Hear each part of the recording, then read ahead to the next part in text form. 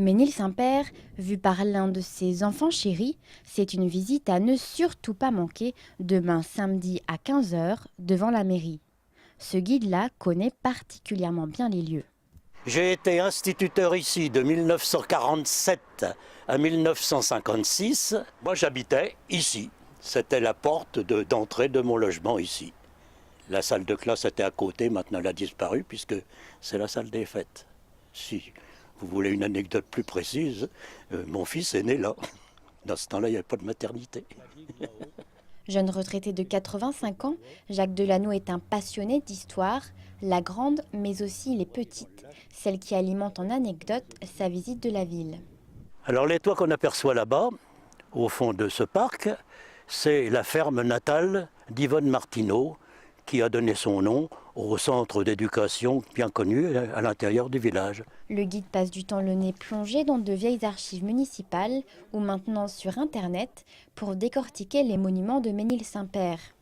Par exemple l'église, entièrement faite de briques, et son cimetière, récemment remis en valeur par le nettoyage des vieilles tombes.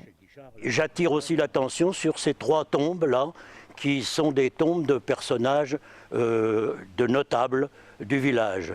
Il y a aussi l'emplacement des Tuileries, aujourd'hui sous les eaux du lac.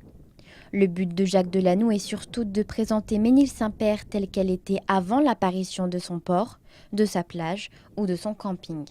Ce qui me plaît dans le fait de faire visiter Ménil-Saint-Père, c'est d'essayer de faire un petit peu revivre la vie du village avant la construction du barrage.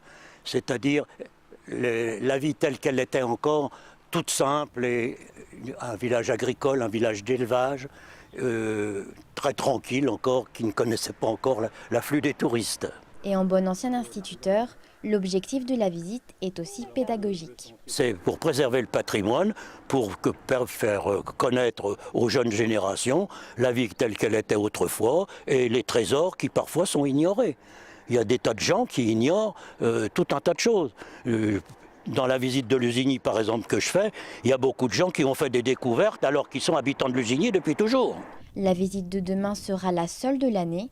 Une découverte et surtout une rencontre avec Jacques Delanoë à ne surtout pas manquer.